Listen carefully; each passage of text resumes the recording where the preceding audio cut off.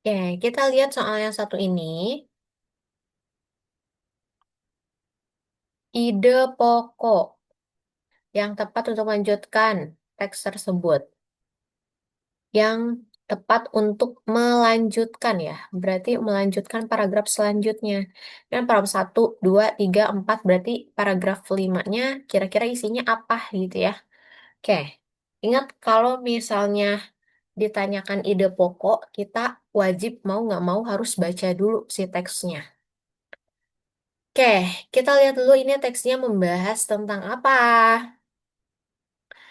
Inovasi teknologi pangan berkembang pesat seiring meningkatnya kebutuhan gizi masyarakat. Hal tersebut terlihat dari adanya penerapan metode fortifikasi, yakni penambahan zat gizi, vitamin, dan mineral ke dalam makanan untuk meningkatkan nilai gizinya.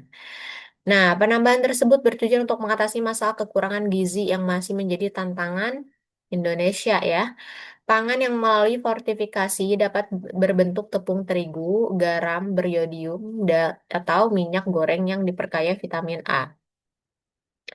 Dari kemajuan teknologi pangan tersebut, muncullah bahan pangan instan yang bisa dikonsumsi seluruh rakyat. Namun, meski teknologi pangan membawa manfaat yang besar, muncullah tantangan baru ya.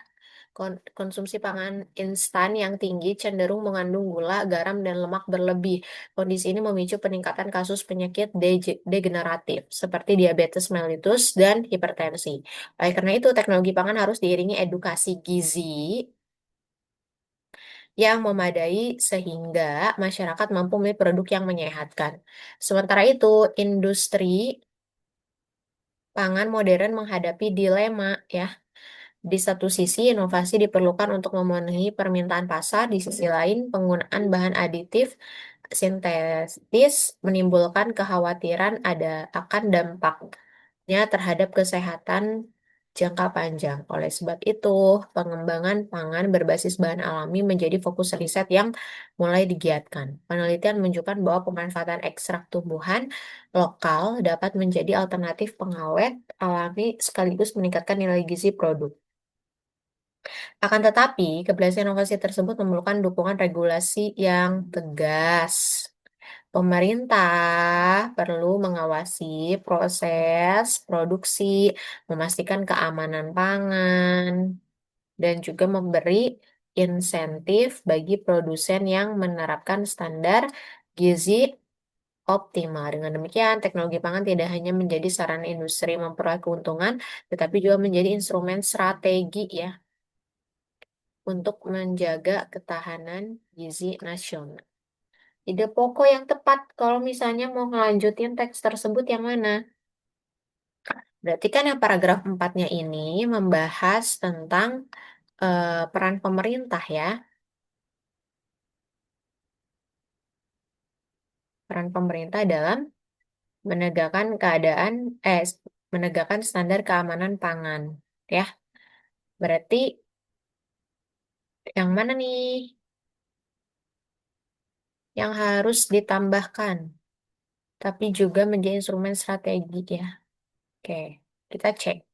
A. Tantangan ekspor pangan, no ya. Tidak dibahas di paragraf sebelumnya. Tren konsumsi masyarakat menjadi makanan terhadap makanan cepat saji global, bukan. Peran generasi muda juga tidak dibahas di paragraf sebelumnya. Harus nyambung ya. Antara paragraf satu, paragraf 2, paragraf 3, paragraf 4 itu harus nyambung. Strategi pemerintah dalam menegakkan standar keamanan pangan? Betul ya. Ini karena sebelumnya kan bahas tentang pemerintah dan bahas tentang peran pemerintah. Nah, strateginya seperti apa untuk menjaga ketahanan pangan ini, gitu ya. Yang E, inovasi teknologi pertanian untuk meningkatkan produktivitas bahan baku pangan, bukan. Jadi yang paling tepat adalah yang D ya, sampai bertemu di pembahasan selanjutnya.